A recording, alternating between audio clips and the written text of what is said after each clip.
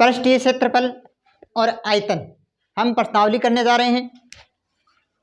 सभी विद्यार्थियों का एक बार फिर से हमारे YouTube channel super math classes में हार्दिक स्वागत है।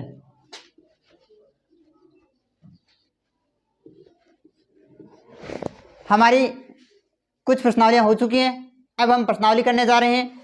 प्रश्नावली नंबर 13। प्रश्नावली 13 में क्या दिया गया? पृष्ठीय क्षेत्रफल और आयतन। पृष्ठीय क्षेत्रफल और आयतन। पृष्ठीय क्षेत्रफल और आयतन में क्या करेंगे? देखो, पृष्ठीय क्षेत्रफल और आयतन यानी जो आकृति होगी उन आकृति का हमें पृष्ठीय क्षेत्रफल निकालना है या हमें आयतन ज्ञात करना है। तो पहले हम लेकर चलते हैं पृष्ठीय क्षेत्रफल। क्या लेकर चलते हैं? पृष्ठीय क्षेत्रफल। उसके लिए हमारे पास कुछ निश्चित आकृतियां हैं। हमारे पास कुछ निश्चित आकृतियां हैं। उन आकृतियों में एक तो है घनाभ, एक आकृति पढ़ेंगे घन, एक आकृति पढ़ेंगे बेलन और एक आकृति पढ़ेंगे शंकु और एक आकृति पढ़ेंगे गोला। 5 आकृतियों के बारे में पढ़ेंगे।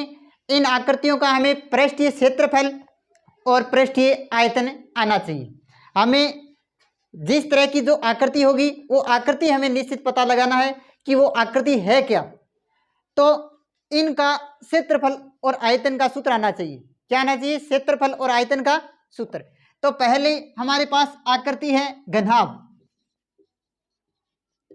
आकृति है घनाभ का पृष्ठीय क्षेत्रफल। घनाभ का पृष्ठीय क्षेत्रफल। अब घनाभ होता क्या है? घनाभ होता क्या है? एक ऐसी बंद आकृति जिसमें लंबाई, चौड़ाई, ऊंचाई तीनों विमाएं हो, तीनों राशियां हो, वो आकृति क्या कहलाती है? घनाभ कहलाती है। क्या कहलाती है? घनाभ। लेकिन लंबाई, चौड़ाई, ऊंचाई इन तीनों में क्या नहीं होगा? इन तीनों के अंदर लंबाई, चौड़ाई, ऊंचाई समान नहीं होगी, अलग अलग होंगी। जैसे हमने आयत के बारे में पढ़ा था। आयत क्या होता है?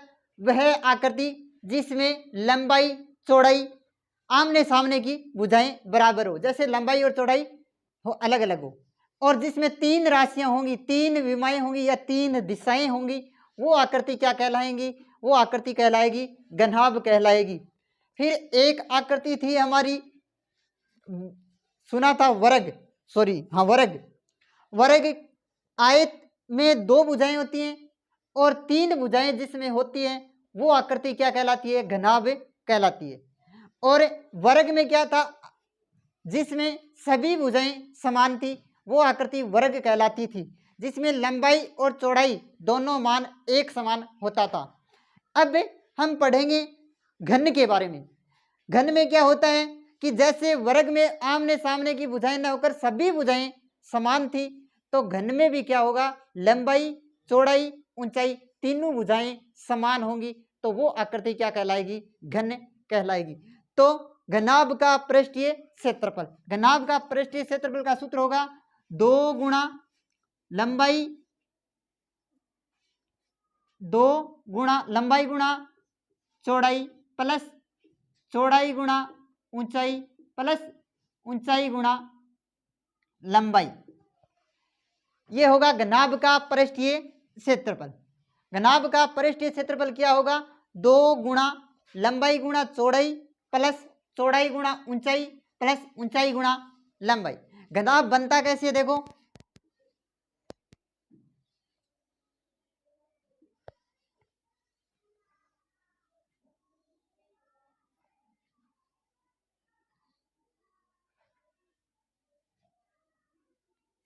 घनाभ की आकृति हमें देखनी है तो हमारे घर के अंदर आप बक्सा देख सकते हो, संदूक बोलते हैं, या माचिस की डिब्बी है, उसमें लंबाई, चौड़ाई, ऊंचाई तीनों चीजें, इस प्रकार की जो भी आकृतियां हैं वो क्या कहलाएंगी?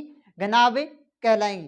तो घनाभ में लंबाई, चौड़ाई, ऊंचाई 3 राशियां होती हैं, तीनों राशियां अलग अलग होती हैं। यदि यही तीनों राशि समान आ जाए, यदि यही तीनों राशि समान आ जाए तो वो आकृति किसकी होगी?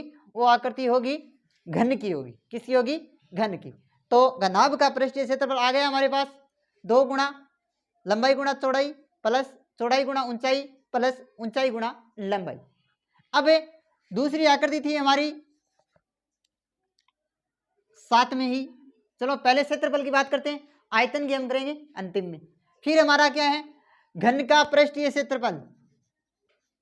घन का पृष्ठीय क्षेत्रफल। तो घन में क्या था? जैसे वर्ग में था 4 गुणा भुजा, यानी 4 गुणा भुजा का स्क्वायर, भुजा का स्क्वायर, क्योंकि लंबाई चौड़ाई समान थी। इसी तरह घन में भी लंबाई चौड़ाई ऊंचाई तीनों राशियां समान होंगी। 3 राशियां होंगी तो क्या होगा? भुजा की घात 6 गुणा भुजा स्क्वायर, 6 गुणा भुजा स्क्वायर। अब देखो 6 गुणा भुजा स्क्वायर कैसे आया और क्यों आया? एक बार हम चलते हैं थोड़ा सा इस डेरिवेशन की ओर। जैसे घन का सूत्र था 2 गुणा लंबाई गुणा चौड़ाई, यही था, प्लस चौड़ाई गुणा ऊंचाई प्लस ऊंचाई गुणा लंबाई। अब हमें ये निश्चित तौर पर पता है सभी राशियां क्या है? समान है, यानी लंबाई चौड़ाई के बराबर है, चौड़ाई ऊंचाई के बराबर है, ऊंचाई किसके बराबर है? लंबाई के, यानी तीनों मान समान है। जैसे सभी लंबाई गुणा लंबाई चौड़ाई गुणा लंबाई, सभी मान एक तरफ पहले मानना भुजा x मान लेते हैं, क्या मान लेते हैं? या फिर भुजा मान लेते हैं, यानी ये भुजा समान है, प्लस ये भुजा समान है, ये भुजा समान है। तो एक भुजा, दो भुजा, तीन भुजा, कितनी भुजा हो गई? 3। ये पहले तो था 2 भार और 3 भुजा का स्क्वायर, तो 3 को 2 से गुणा किया 6 भुजा स्क्वायर। इस तरह से इस सूत्र का निर्माण हुआ। सूत्र का निर्माण कैसे हुआ? देखो सभी भुजाएं क्या है? समान है, सभी भुजाएं क्या है? समान, यानी भुजा का स्क्वायर भुजा का स्क्वायर भुजा का स्क्वायर। तो कितनी भुजा हो गई हमारे पास? 3 भुजाएं हो गई। 3 को 2 से मल्टीप्लाई किया, यानी गुणा किया, तो 3 को गुणा किया तो 6 भुजा स्क्वायर। तो घन का जो पृष्ठीय क्षेत्रफल होगा वो क्या होगा? 6 भुजा स्क्वायर। इसके बाद हम बात करते हैं बेलन की। इसके बाद हम बात करेंगे बेलन की। बेलन का पृष्ठीय क्षेत्रफल, बेलन का पृष्ठीय क्षेत्रफल। बेलन का पृष्ठीय क्षेत्रफल देखो, पहले हम आकृति करते हैं, बेलन बनाते हैं। बेलन इस प्रकार से होता है,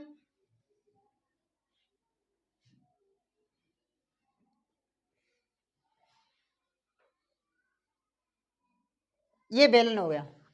इस बेलन में होता क्या है? देखो इस बेलन में ये जो है वो क्या कहलाएगी? ऊंचाई। क्या कहलाएगी? ऊंचाई। एंड ऊंचाई को हमें रिप्रेजेंट करते हैं, यानी प्रदर्शित करते हैं h से। किससे करते हैं? h से। उसके बाद ये एक है वर्त का रूप। ये किसका रूप है? एक वर्त का रूप है। और वर्त की जो परिधि होती है, यानी ये चारों ओर, जैसे ये एक आकृति है, बेलन के आकार में इस आकृति है, इसकी जो ये होगी वो तो क्या होगी? ऊंचाई होगी। लेकिन जो इसके चारों ओर, उसके चारों ओर वो क्या बन गया? एक वर्त बन गया। और चारों ओर की जो होती है उसे या तो परिमाप कहते हैं या फिर उसे कहते हैं परिधि। या तो क्या कहते हैं? परिमाप या फिर परिधि। और चारों ओर की दूरी का जो होता है योग या परिमाप या परिधि, उसका जो सूत्र होता है वो वर्त की परिधि ही होती है, और वो होता है 2πr।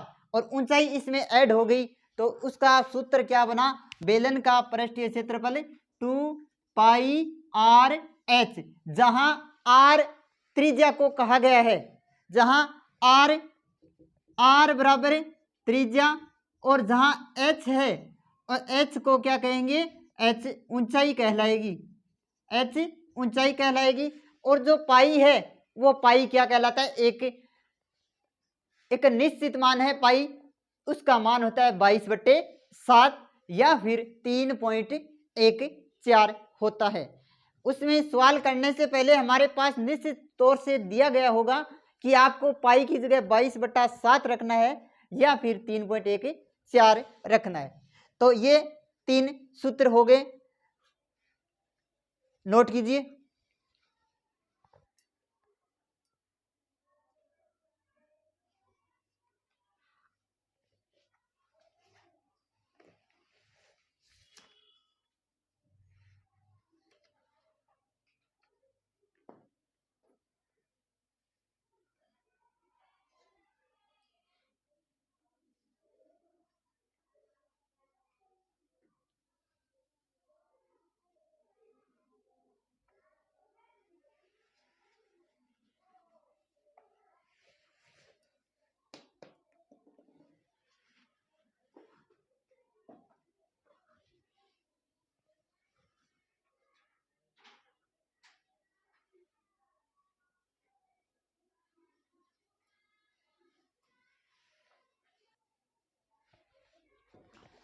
अब हम बात करते हैं शंकु की।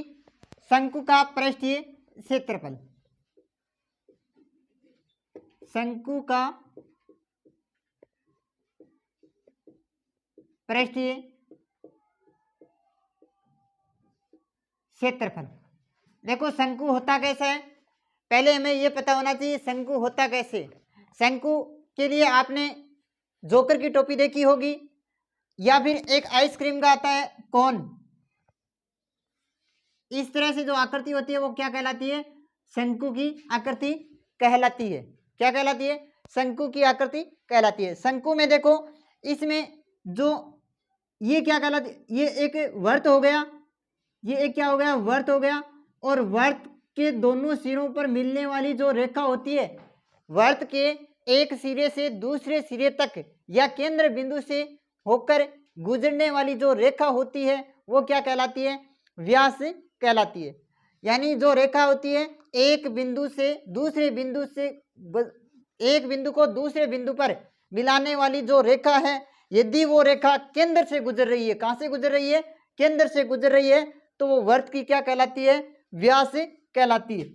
और ये जो केंद्र होता है, केंद्र से एक बिंदु निश्चित बिंदु तक की दूरी हमेशा क्या कहलाती है, त्रिज्या कहलाती है। क्या कहलाती है, त्रिज्या कहलाती है। अब देखो ये तो आर हो गया, और ये जो ए शंकु में है, ये जो शंकु में है ये क्या कहलाता है, ऊंचाई। ये क्या कहलाएगी, ऊंचाई। लेकिन जो ये है, ये जो है वो कहलाएगी तिर्यक लंबाई। क्या कहलाएगी, तिर्यक लंबाई। यदि हमें शंकु का पृष्ठीय क्षेत्रफल है तो शंकु का पृष्ठीय क्षेत्रफल होगा पाई आर एल, क्योंकि हमारे पास ऊंचाई हमें काम में नहीं लेनी है, क्या होगा, पाई आर एल। अब एक बात और इसी में निकालेंगे हम, ये तो ऊंचाई एच हो गई, ये आर हो गई, और ये हमें इससे क्या कहेंगे, एल कहेंगे। तो आपको यदि कन्फर्म या ज्ञात हो या याद हो तो हमें अगर एक ये जो त्रिज्या या केंद्र पर जो भी रेखा है ऊंचाई वो एक 90 डिग्री का कोण बनाती है, तो पाइथागोरस प्रमेय के आधार पर, पाइथागोरस प्रमेय के आधार पर हम इसे एल निकाल सकते हैं। जैसे हमारे पास ये कह दिया जाए कि इसकी त्रिज्या तो 4 सेमी है, ऊंचाई 3 सेमी है, तो तिर्यक लंबाई आपको ज्ञात करनी है। या फिर हमें डायरेक्ट ये दे दिया जाए आपको पृष्ठीय क्षेत्रफल ज्ञात करना है, और पृष्ठीय क्षेत्रफल में आपके पास आर दिया गया हो और ऊंचाई दी गई हो, तो आप एल कहाँ से निकालोगे। एल निकालने के लिए क्या होगा, एल का जो सूत्र होगा वो याद हो, तो एल बराबर R square plus H square का रूट। कैसे आया वो पता है तो आपको, कैसे आया, देखो ये एक पाइथागोरस प्रमेय हो गई, पाइथागोरस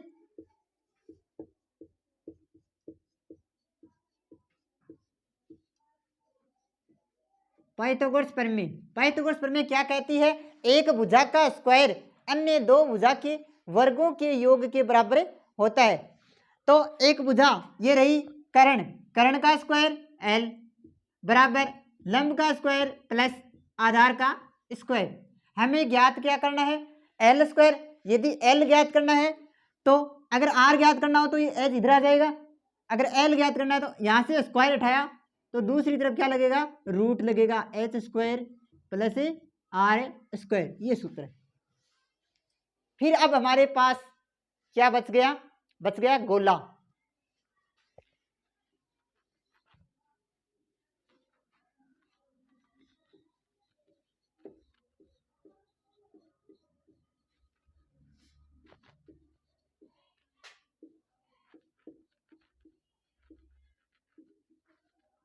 गोले का पृष्ठीय क्षेत्रफल, एक तो होता है गोला और एक होता है वर्त, दो चीज होती है।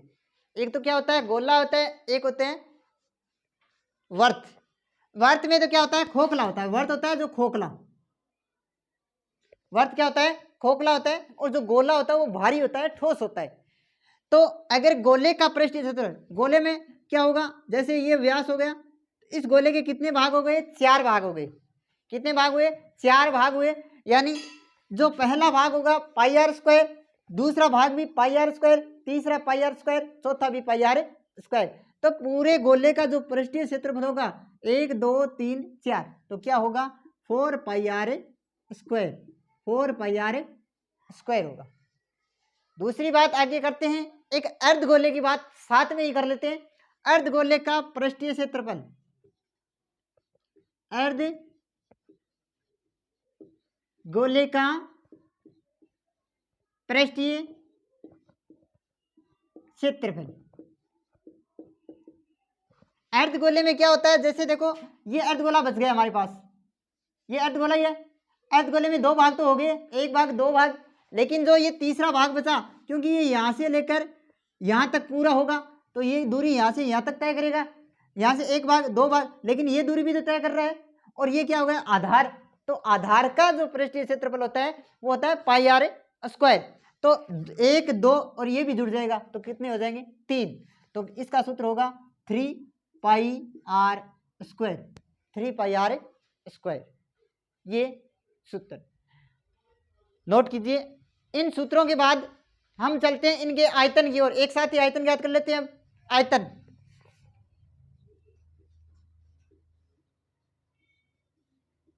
अब करेंगे इन्हीं आकृतियों का जिनका हमने पृष्ठीय क्षेत्रफल ज्ञात किया, उन्हीं का क्या करेंगे? आयतन ज्ञात करेंगे।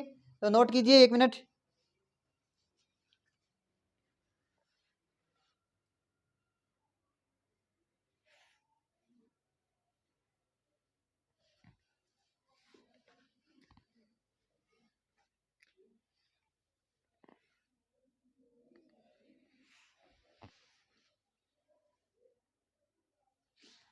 आयतन, अब हमने कितनी आकृतियां पढ़ी थी? घनाभ, घन, बेलन, शंकु और गोला, 5 आकृतियां पढ़ी थी। इन्हीं 5 आकृतियों का हम आयतन ज्ञात करते हैं। तो पहला आयतन हम किसका करेंगे? घनाभ का आयतन। घनाभ में कितनी भुजाएं थी? एक बात याद हो रखना साथ में ही, यदि आपके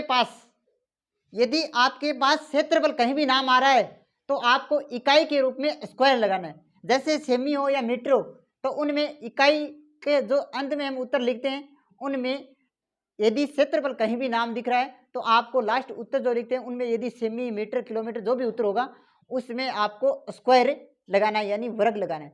और जहां आपको कहीं भी आयतन नाम दिख जाए तो उसका जो मापन जो इकाई होगी अंत में वहां पर कितनी घात लगेंगी? 3 घातें लगेंगी। तो देखो आयतन, तो घनाभ में कितनी भुजाएं थी? 3 भुजाएं थी। घनाभ में कितनी भुजाएं थी? 3 भुजाएं थी। तो 3 भुजाएं कौन कौन सी थी? लंबाई, चौड़ाई, ऊंचाई। तो घनाभ का जो आयतन होगा वो होगा लंबाई गुणा चौड़ाई गुणा ऊंचाई। ये हमारा घनाभ का आयतन होगा, लंबाई गुणा चौड़ाई गुणा ऊंचाई। फिर हम बात करते हैं घन की।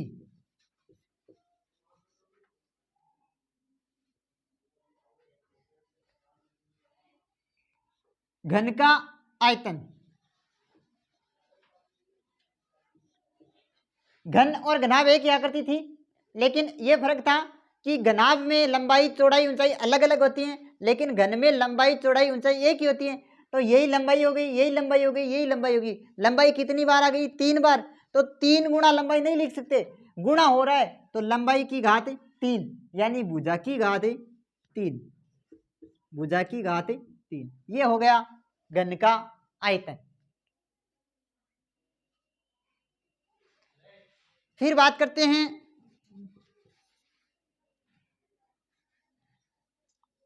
बेलन का आयतन। बेलन का आयतन ज्ञात करते हैं। देखो बेलन में मैंने बताया आयतन यदि है, आयतन यदि कहीं भी नाम है तो इकाई के रूप में कितनी घात आनी चाहिए? 3 घात आनी चाहिए। तो देखो भुजा 1 2 3, 3 बार गुणा हो रहा है तो क्यूब अपने आप लगेगा। इसमें भी क्यूब, इसमें भी क्या लगना चाहिए? क्यूब लगना चाहिए। तो हमारे पास बेलन का जो क्षेत्रफल लिखाया था वो था 2 पाई आर एच, यही था शायद। तो इसका होगा पाई आर स्क्वायर एच। अब देखो आर 2 बार हो गया, आर स्क्वायर, एक एच हो गया, तीनों मिलके क्यूब बनाते हैं या नहीं बनाते? क्यों? आर का स्क्वायर एच, ये तीनों 3 घातें बनाएंगे। तो बेलन का जो आयतन होगा पाई आर स्क्वायर एच होगा। फिर है हमारे पास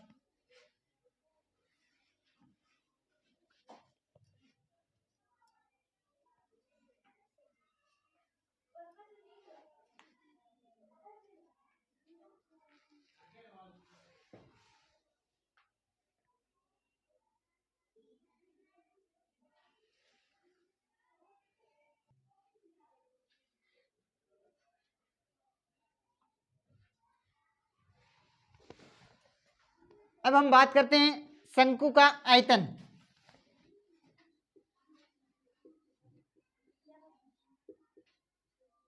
शंकु का आयतन, शंकु का जो पृष्ठीय क्षेत्रफल था वो था पाई आर एल। इसमें देखो पाई तो निश्चित मान है, आर अकेला है, एल अकेला है। आर और एल, आर का मान जैसे 5 सेमी है, एल का मान 3 सेमी, तो 5 गुणा 3 सेमी, तो 2 ही मान आ रहे हैं निश्चित, तो सेमी का स्क्वायर हुआ या नहीं हुआ? अब हमारे पास आयतन है तो इसके मतलब कितनी आनी चाहिए? घात कितनी आनी चाहिए? 3 घात आनी चाहिए। और 3 घात आनी चाहिए तो या तो किसका स्क्वायर होगा? आर का स्क्वायर होगा या एच का स्क्वायर होगा। लेकिन जो शंकु का जो निश्चित सूत्र है वो सूत्र है 1/3 पाई आर स्क्वायर एच। देखो आया कुछ समझ में? 1/3 तो निश्चित मान है, पाई भी एक निश्चित मान है, लेकिन आर स्क्वायर एच यानी आर 2 बार 1 एच, तो मिलके कितनी क्यूब बनाते हैं या नहीं बनाते?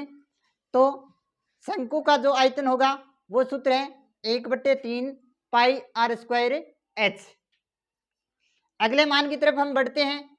अब हम करते हैं गोले का आयतन।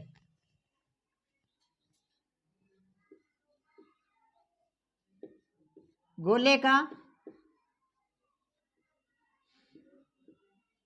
आयतन, गोले का आयतन बात करते हैं तो गोले के आयतन में गोला मैंने बना के बताया हुआ है। तो गोले का आयतन जो होगा 4/3 पाई आर की घात 3, उसमें था आर स्क्वायर, लेकिन यहां पर अपने आप क्या आ जाएगा? आर की घात 3। तो गोले का पृष्ठीय क्षेत्रफल 4 पाई आर स्क्वायर था, और तो गोले का जो आयतन होगा वो होगा 4/3 पाई आर क्यूब होगा। फिर है अर्ध गोले का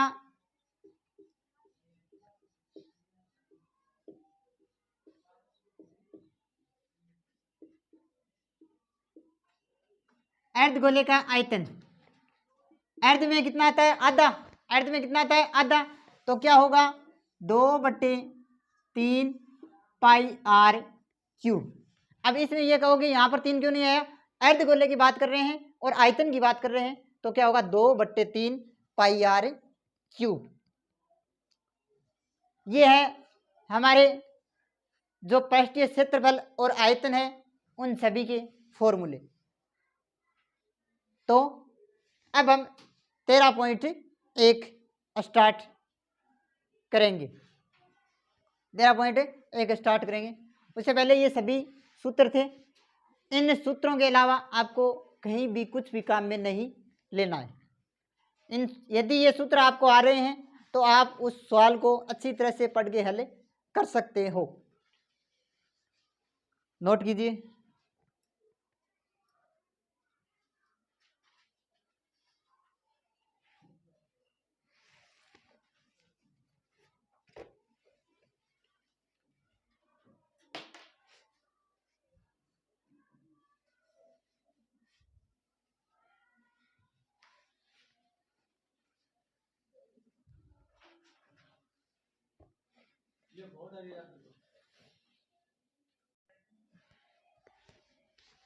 प्रश्नावली की ओर चलते हैं।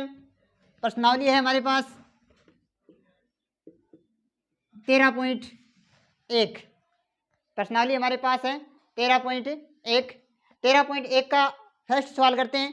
सवाल करने से पहले आपके लिए कुछ कहने का मतलब, आपको सवाल को अच्छी तरह से पढ़ना है। सवाल में आपको ये देखना है कि सवाल में कहा क्या गया है, आकृति किसकी है, आकृति किस चीज की है, उसका आपको जो क्षेत्रफल है तो क्षेत्रफल का सूत्र लगाना है। यदि आयतन है तो आयतन का सूत्र लगाना है। दो ही चीजें आपको याद रखनी है। यदि दो चीज आप पकड़ गए तो आपका सवाल निश्चित तौर से सही होगा। क्या? एक तो आकृति कैसी है, आकृति या तो आकृति घनाभ की होगी, या आकृति घन की होगी, या बेलन की होगी, या शंकु की होगी, या गोले की। इन पांच के अलावा आपके पास कोई भी आकृति अन्य नहीं होगी, पहली बात। दूसरी बात, उस आकृति में हमें पूछा क्या गया है, क्षेत्रफल पूछा गया है या फिर आयतन पूछा गया है। दूसरी बात ये ध्यान में रखनी है। फिर क्या देखना है कि उस आकृति में यदि कोई दूसरी चीज जुड़ रही है, यानी दूसरी आकृति, जैसे आपको ये आभास हो रहा है कि उसमें बेलन भी है और उसमें वर्त भी जोड़ा गया है, उसमें बेलन भी है और उसमें शंकु भी है, दोनों चीज साथ में है, तो आपको बेलन भी काम में लेना है और शंकु भी आपको काम में लेना है। जैसे हम सवाल करेंगे वैसे वैसे आपको समझ आ जाएगा। तो पहला सवाल हमारे पास क्या दिया गया है? पहले सवाल में हमें दिया गया है कि दो घन, कितने घन? दो घन जिसके आयतन, जिसके प्रत्येक का आयतन, यानी दो घन है, कितने घन है? दो घन है। दो घन में प्रत्येक यानी अलग अलग जिसका आयतन 64 सेमी क्यूब है। तो क्या लिखेंगे? घन का आयतन, घन का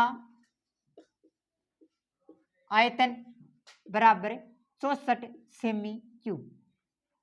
अब घन का आयतन दिया हुआ है हमें 64 सेमी, और कह रखा है इन दोनों घनों को, इन दोनों फलकों को जोड़कर, किनको? दो घन थे, उन दोनों घनों को जोड़ दिया जाता है, दोनों घनों को जोड़ दिया जाता है। जैसे देखो ये घन है, ये घन था और एक घन और है,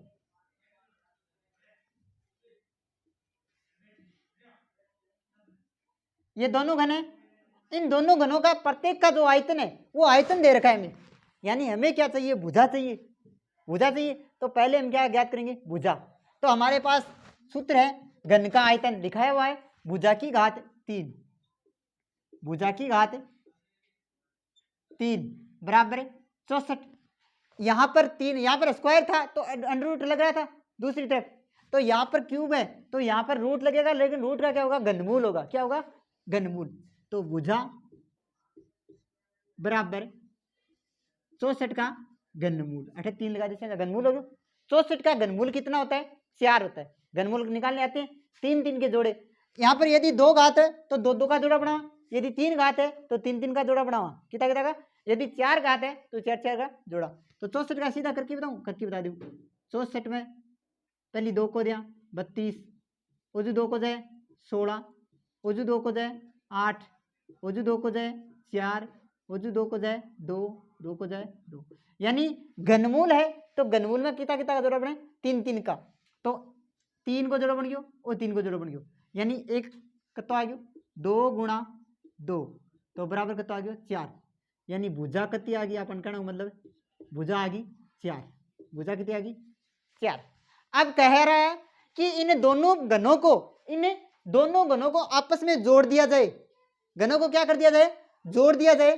दोनों घनों को जोड़ने पर क्या होगा आप बता सकते हो? जोड़ने पर यदि मैं इन दोनों को एक साथ जोड़ दूं, इन दोनों को जोड़ने पर ये जो मान ये था ना, एक, इनको इनके साथ जोड़ दिया,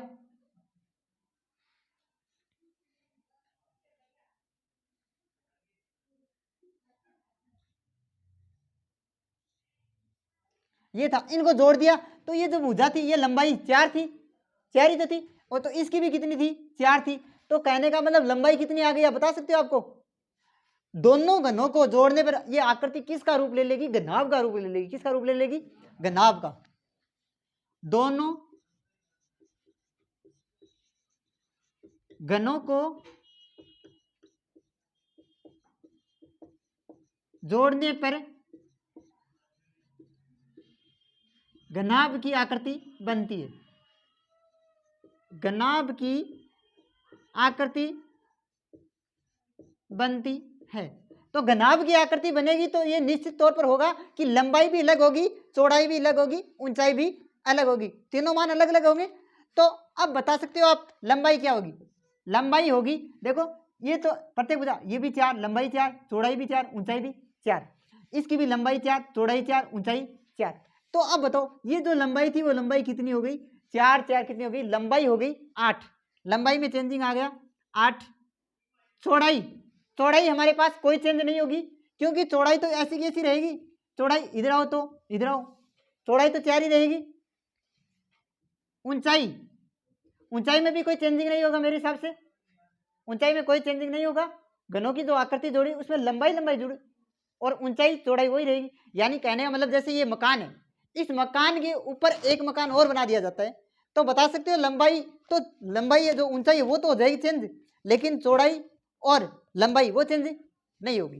ठीक है, तो ये भी कितना आ गया 4।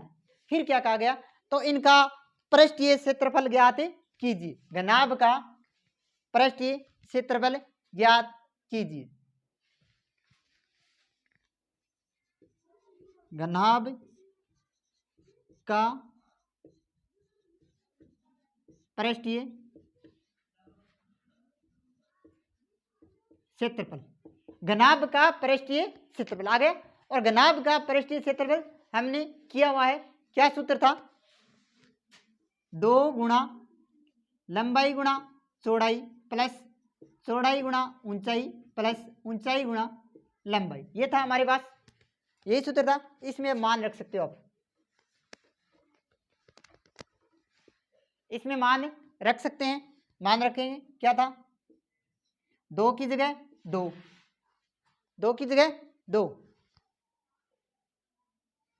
लंबाई कितनी है 8 गुणा चौड़ाई 4 प्लस चौड़ाई 4 गुणा ऊंचाई 4 प्लस ऊंचाई कितनी है 4 गुणा लंबाई कितनी है 8, हो गया। 2 गुणा 8 चौक 32 प्लस 4 चौक 16 प्लस 8 चौक 32, 32 32 64, और 64 और 16 कितने होते हैं 80। तो यहां पर लिख सकता हूं 2 गुणा 80 और 80 को 2 से गुणा किया 160 सेमी का स्क्वायर, सेमी का स्क्वायर, ये हमारा आंसर आ गया। इस तरह से ये सवाल होगा। अब इस सवाल को आप नोट कर सकते हो।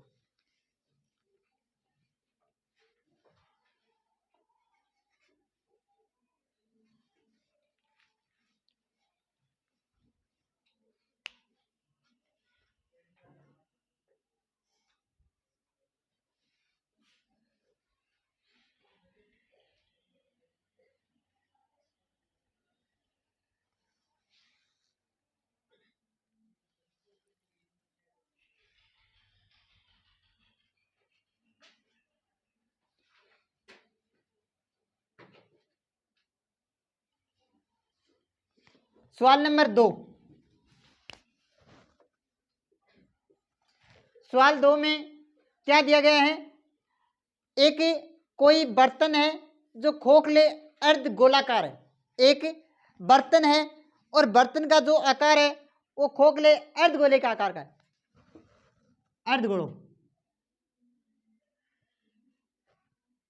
ओ आधो वर्त हो गया, आधो खोखलो हो गया। अब कह रहा है कि वो बर्तन हो, इस बर्तन को जो आकार है वो अर्ध गोलाकार है, अर्ध गोला मतलब जानो आधो गोलो। बी के बाद में कह रहा है कि इस जिसके ऊपर एक खोखला बेलन है, ये भी खोखला था, इसके ऊपर एक बेलन है, तो इसके ऊपर है, ऊपर है तो यहां से शुरू होगा बेलन, ऐसे तो नहीं होगा, ऐसे होने पर तो ये बर्तन इसके अंदर आ जाएगा, लेकिन इसके ऊपर अध्यारोपित है पूरा पूरा, तो क्या होगा, जैसे ये बेलन हो गया, ये यहाँ ये बेलन हो गया ना, बेलन में ये माने कि होगा ना।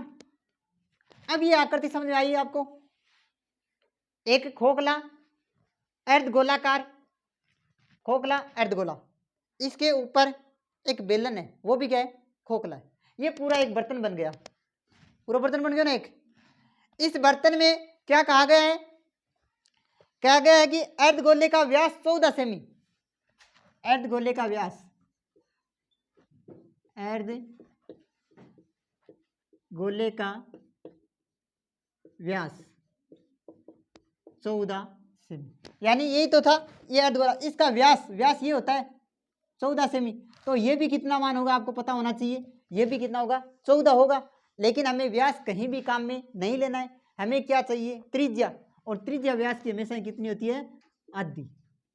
व्यास बराबर 7 सेमी, यहाँ तक किसी को कोई दिक्कत नहीं है। अब ये कहा गया है कि इस बर्तन की कुल ऊंचाई 13 सेमी।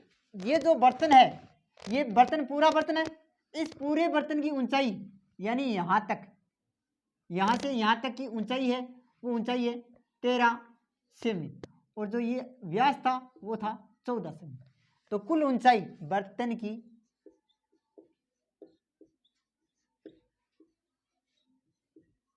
कुल ऊंचाई, बर्तन की कुल ऊंचाई कितनी है, 13 सेमी। बर्तन की ऊंचाई कुल कितनी है, 13 सेमी। लेकिन एक बात बताओ, हमें इस बर्तन में कितनी आकृतियां हैं, 2 आकृति। इस पूरे बर्तन में कितनी आकृति आई हमारे पास, ये समझने वाली बात है। इस बर्तन में जो पूरी जो आकृति आई, वो आकृति आई 2 आकृति आई। एक आकृति थी अर्धगोले की, दूसरी आकृति थी बेलन की। अब यदि हमें कहा गया है कि इनका पृष्ठीय क्षेत्रफल ज्ञात करो, इनका आंतरिक, आंतरिक मतलब अंदर का पृष्ठीय क्षेत्रफल ज्ञात करो। पृष्ठीय क्षेत्रफल कहा गया है, तो पृष्ठीय क्षेत्रफल में इस बर्तन का पूरे का पृष्ठीय क्षेत्रफल, पूरे बर्तन में कितनी चीजें आई, 2 चीजें, अर्धगोला, बेलन। अब अर्धगोले का पृष्ठीय क्षेत्रफल लगेगा प्लस बेलन का पृष्ठीय क्षेत्र। अर्धगोले का पृष्ठीय क्षेत्रफल का सूत्र था 2 pi R square, 2 pi R square था, और बेलन का था 2 पाई आर एच, बेलन का क्या था, 2 पाई आर एच। लेकिन अब ये बताओ हमारे पास एच है क्या, हमारे पास एच यानी कुल लंबाई या कुल ऊंचाई 13 है, लेकिन आपको ये पता होना चाहिए ये पूरी है, जबकि हमें बेलन की ऊंचाई चाहिए सिर्फ। तो बेलन की ऊंचाई कितनी होगी बता सकते हो, बेलन की ऊंचाई होगी हमारे पास 6। क्यों होगी, इसका रीजन देखो ये होगा कि ये जो त्रिज्या ये 7 सेमी है, तो वर्त ये भी तो क्या होगी, त्रिज्या होगी। तो यहाँ तक कि हमें ऊंचाई काम में नहीं लेनी है। क्यों नहीं लेनी है पता है, ये तो अर्धगोले की है, हमें बेलन की चाहिए। तो 7 में से 13 में से 7 घटाए तो बेलन की ऊंचाई कितनी आ जाएगी, 6 सेमी। बेलन की ऊंचाई, बेलन की ऊंचाई, बेलन की ऊंचाई होगी 13 माइनस 7 बराबर 6 सेमी। तो अब बर्तन का पृष्ठीय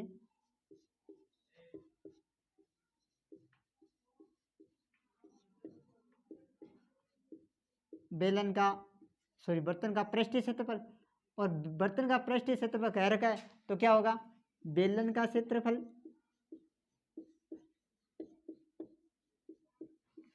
बेलन का क्षेत्रफल प्लस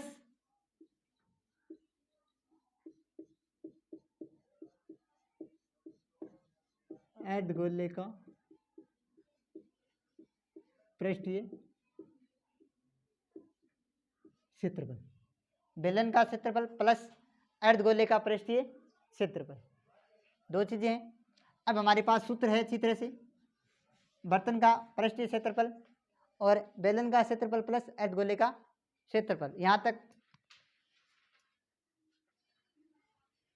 क्या था, बर्तन का पृष्ठीय, आंतरिक पृष्ठीय क्षेत्रफल। बर्तन में 2 चीजें थी, एक तो था बेलन का क्षेत्रफल प्लस एक था अर्धगोले का पृष्ठीय क्षेत्रफल। तो सूत्र लिखते हैं, बेलन का पृष्ठीय, बेलन का क्षेत्रफल क्या था, 2 पाई आर एच प्लस अर्धगोले का, पूरे गोले का क्या होता है 4 पाई आर स्क्वायर, अर्ध का क्या होगा 2 पाई आर स्क्वायर। लेकिन मैंने आपको क्या लिखा था, 3 पाई आर स्क्वायर लिखाया था।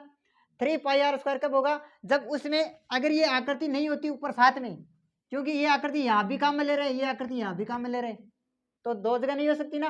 तो ये यहाँ तक क्या हुआ, अर्धगोला ही हुआ। है ना। तो क्या होगा 2 पाई r स्क्वायर। अब आर आर एक समान क्यों है ये पता होना चाहिए, क्योंकि आर का जो त्रिज्या है, त्रिज्या हमेशा ही समान होती है, यहाँ भी त्रिज्या है और एक ही आकृति पर दूसरी चीज अध्यारोपित हो रही है। कहने का मतलब एक आकृति दूसरी को पूर्णतः ढक लेती है तो वो समान मान होगा। क्या होगा? समान मान। तो 2 पाई, इसमें कोई चीज कॉमन आ रही है तो हम ले सकते हैं, क्योंकि यहाँ भी 22/7 रखेंगे, यहाँ भी रखेंगे, इससे अच्छा जो चीज कॉमन आ रही है उसे कॉमन ले लेते हैं। तो कॉमन में क्या लिया 2 पाई r, ये कॉमन ले लिया तो क्या बचा, ये तीन चीजें कट गई, बचा क्या h। यहाँ पर 2 बाहर, पाई बाहर, एक r बाहर आ गया तो क्या बचा r बचा, ये बचा। अब इसमें मान रखो, मान में हमें कहा गया पाई का मान 22/7 रखना है, तो 2 की जगह 2, पाई की जगह 22/7, r की जगह r कितना था 7, h की जगह 6 प्लस r की जगह 7, 7 से 7 कैंसिल, तो बचा क्या 2 इंटू 22 इंटू 6 और 7 कितने थे 13। तो मल्टीप्लाई करो, 22 को 2 से किया 44 इंटू 13, 13 से करो 572। यहाँ पर अब बताओ सेमी स्क्वायर आएगा या सेमी की घात 3 आएगी? यहाँ पर आएगा सेमी स्क्वायर, क्योंकि हम बात किसकी कर रहे हैं, क्षेत्रफल की कर रहे हैं। तो ये हमारा सवाल, ये हमारा आंसर हो गया।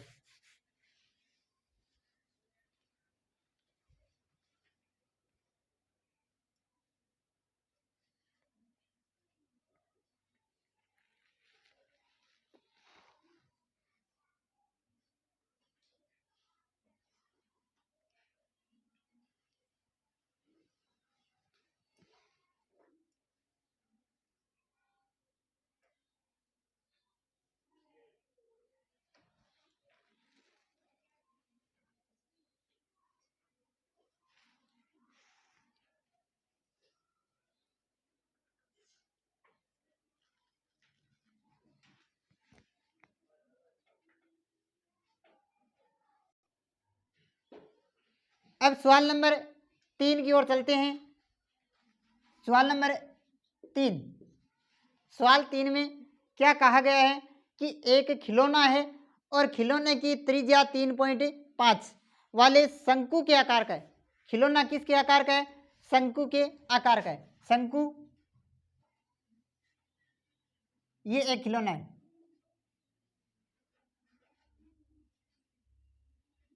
ये खिलौना है, ये जो शंकु के आकार का है, इस शंकु की जो त्रिज्या है वो है 3.5। तो लिख लेते हैं साथ में, शंकु की त्रिज्या, त्रिज्या को किससे लिखते हैं? r से, बराबर 3.5 सेमी। आगे क्या कहा गया है? जो उसी त्रिज्या वाले एक अर्धगोले पर अध्यारोपित है। अब कह रहा है कि एक शंकु था, एक खिलौना शंकु के आकार का था, उसकी त्रिज्या 3.5 है। उसी पर, उसी त्रिज्या का, उसी कौन सी 3.5 ही त्रिज्या का एक अर्धगोला अध्यारोपित है। अध्यारोपित मतलब इसके ऊपर स्थित है, किसके? शंकु के। तो शंकु के ऊपर है तो ये अर्धगोला इस पर अध्यारोपित हो गया। तो इस अर्धगोले की त्रिज्या भी क्या हुई? 3.5 हुई। आगे ये कहा गया कि इस शंकु की या इस खिलौने की संपूर्ण ऊंचाई, ये जो खिलौना बना, इस खिलौने की पूरी ऊंचाई, ऊंचाई को किससे लिखते हैं? h से। इसकी कितनी है? 13.5, सॉरी 15.5। इस खिलौने की संपूर्ण ऊंचाई कितनी हुई? 15.5। तो संपूर्ण ऊंचाई,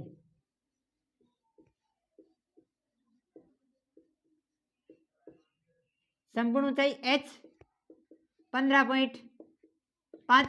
लेकिन हमें तो अर्धगोले में कोई त्रिज्या नहीं चाहिए, सॉरी कोई ऊंचाई नहीं चाहिए।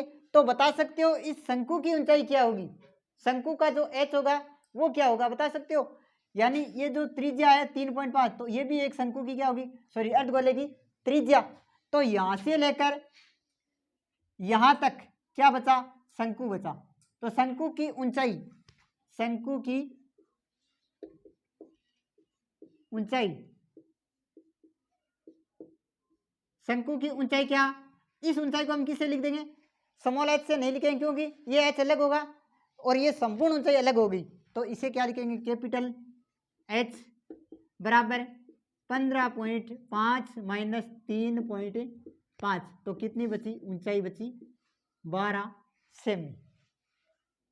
अब कह रखा है इसका खिलौने का संपूर्ण पृष्ठीय क्षेत्रफल, खिलौने का संपूर्ण पृष्ठीय क्षेत्रफल, हमें ज्ञात करना है खिलौने का संपूर्ण पृष्ठीय क्षेत्रफल। अब ये होना चाहिए कि खिलौने में, ये जो खिलौना था इसमें कितनी आकृतियां यूज हुई, कितनी आकृतियों का प्रयोग हुआ, 2 आकृतियों, कितने का, 2 का। एक आकृति तो कौन सी है, शंकु, शंकु का पृष्ठीय क्षेत्रफल प्लस एक लगा अर्धगोला, अर्ध गोले का पृष्ठीय क्षेत्रफल। शंकु और अर्धगोला दोनों मिलकर इस खिलौने का क्या करते हैं, निर्माण करते हैं। तो सूत्र लगाओ, शंकु का सूत्र पाई आर एल, यही था, पाई आर एल प्लस अर्धगोले का क्या होगा, 2 पाई आर स्क्वायर, यही होगा। अब हमारे पास क्या नहीं है, देखो आर हमारे पास है, पाई 22/7 है, लेकिन एल हमारे पास नहीं है, एल हमारे पास नहीं है। एल होता कहाँ है, देखो एल यहाँ होगा, जो ये तिर्यक लंबाई होगी ना, देखो ये तो ऊंचाई होगी ना, और ये आर होगी, तो बचा क्या, यही बचा, ये ज्ञात करना है ना, पाइथागोरस प्रमेय, पाइथागोरस प्रमेय। शंकु की तिर्यक ऊंचाई क्या होता है, तिर्यक ऊंचाई, जिसे क्या बोलते हैं, एल बोलते हैं, क्या बोलते हैं, एल। निकाल सकते हो, क्या सूत्र लिखाया था, रूट एच का स्क्वायर प्लस आर का स्क्वायर, एच का स्क्वायर, एच कितना है बोलो, एच, ये एच निकाल लिया ना, 12, एच कैपिटल है भैया, 12 का स्क्वायर प्लस आर कितना था, 3.5, तो बताओ करो, 12 का स्क्वायर होता है आपको पता है 144 प्लस 3.5 का होल स्क्वायर, 3.5 का होल स्क्वायर कितना होगा, 3.5 का होल स्क्वायर, 3.5 का होल स्क्वायर कितना होगा, हाँ 12 का स्क्वायर 144, 3.5 का होल स्क्वायर होगा 12.25, इन सबको जोड़ेंगे तो क्या आया, रूट 156.25, यही हुआ। 156 किसका होता है, साइड 14 का 156 होता है,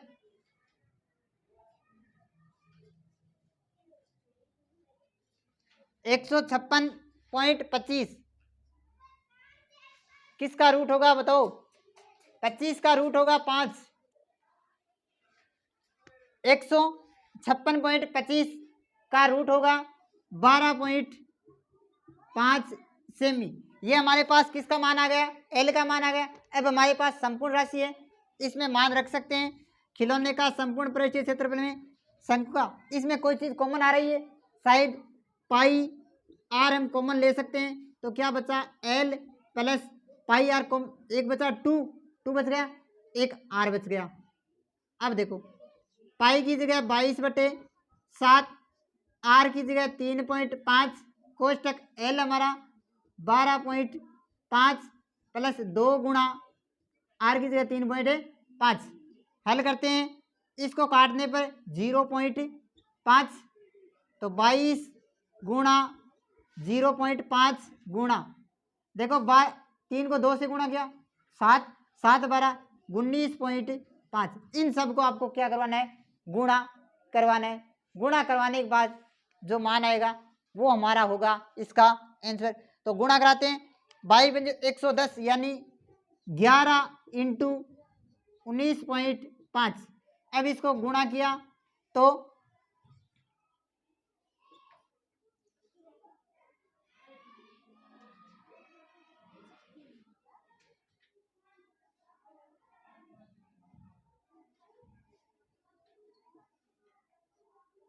214.5 इसका आंसर होगा सेमी स्क्वायर। ये हमारा सवाल कंप्लीट।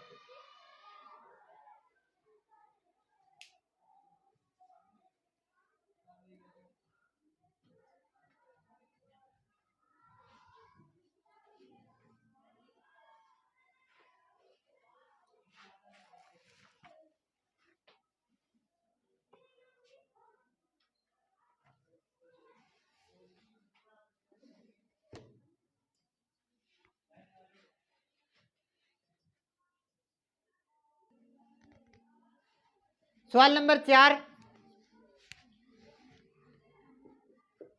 सवाल 4 में क्या कहा गया है कि एक 7 सेमी भुजा 7 सेमी का एक घनाकार बॉक्स है। घन की जो भुजा है वो कितनी है? 7 सेमी। उस घन पर एक अर्धगोला है। घन पर क्या है? अर्धगोला है। तो बताइए उस अर्धगोले का अधिकतम व्यास क्या हो सकता है? तो घन की भुजा कितनी थी? 7 थी। तो उसके जो अर्धगोला होगा, जो गोला होगा, वो इस पर अध्यारोपित है, मतलब उस पर पूरी तरह से सेट है।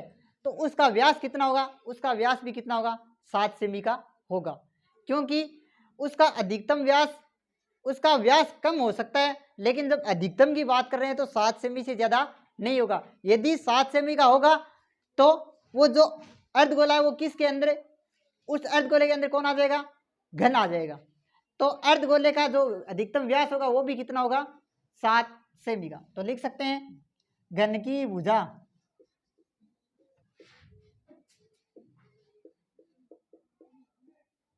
सात सेमी। तो अर्धगोले का व्यास, अर्धगोले का व्यास भी क्या होगा? 7 सेमी। अब कहा गया है इस पूरे बने ठोस, ठोस ही हो गया कैसे कि एक तो घन हो गया, उस पर अर्धगोला हो गया, दोनों आकृति पूरी हो गई। तो ठोस आकृति, ठोस आकृति का पृष्ठीय क्षेत्रफल, ठोस आकृति का पृष्ठीय क्षेत्रफल। ठोस आकृति में क्या क्या हुआ? एक तो हुआ अर्धगोला, अर्धगोले का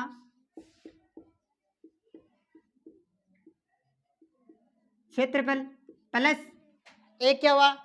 घन का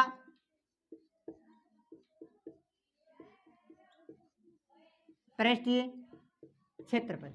यही हुआ। सूत्र लिख लेते हैं। सूत्र क्या था? अर्धगोले का पृष्ठीय क्षेत्रफल 2πr स्क्वायर प्लस घन की पृष्ठीय क्षेत्रफल क्या था? 6 गुणा भुजा का स्क्वायर। 2 की जगह 2, पाई की जगह 22/7। आर कितना? व्यास 7 था, लेकिन आर चाहिए। आर क्या होगी? 7 की आधी, 7/2, 7/2 सही है।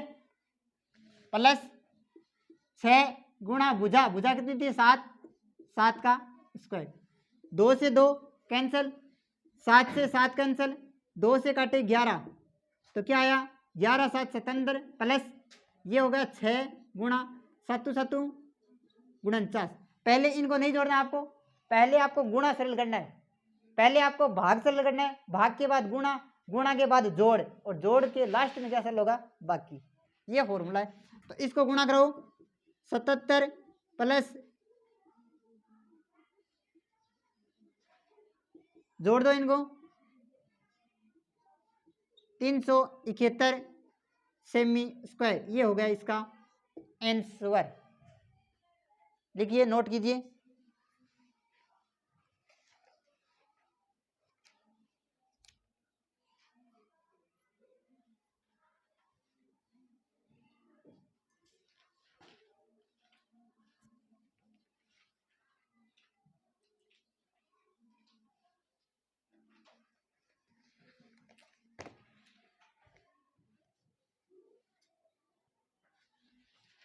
देखो घन की भुजा 7 सेमी और उस पर जो अर्धगोला होगा उसका अधिकतम व्यास क्या होगा, यानी एक घन है,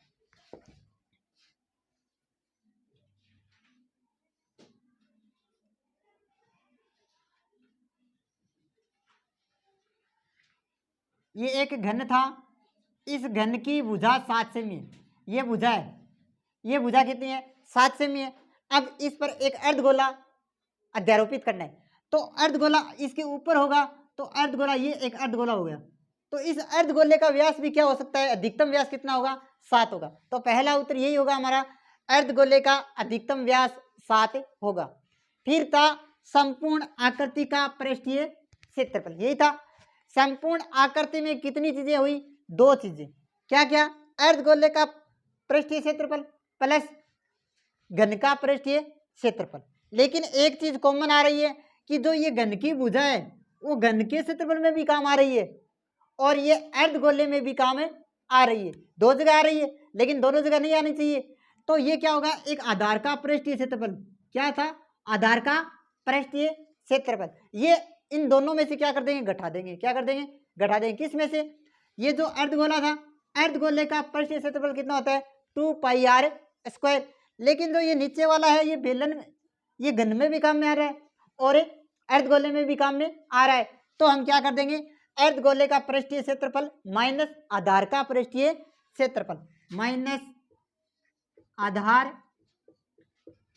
का पृष्ठीय क्षेत्रफल, ये तो बताया होता है आधार का पृष्ठीय क्षेत्रफल क्या होगा πr² और अर्धगोले में आधा है तो 2πr², तो लिख देते हैं 2πr² माइनस πr² प्लस 6 गुणा भुजा का स्क्वायर, ये आगे पीछे लिखा है बस और कुछ नहीं।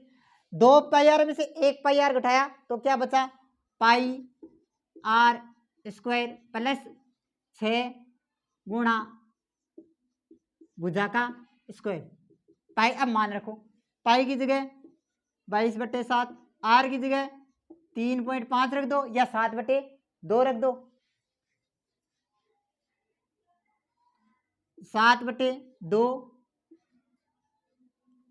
3.5 लिख देते, 3.5 गुणा 3.5 प्लस 6 गुणा 7, भुजा कितनी थी 7 का स्क्वायर, 7 से काटने में 0.5, अब क्या है 22 को 0.5 से गुणा कराने पर 110 यानी 11 गुणा 3.5, 6 गुणा 49, इनको गुणा कराया तो कितना आया 35 को 11 से गुणा किया 11 पंजे 55,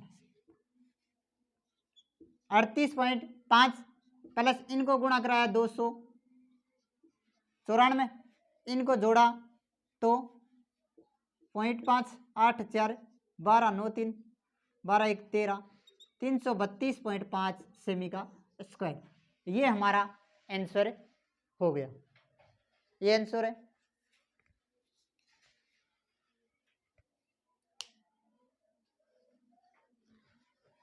आगे के सवाल अगली क्लास में होंगे।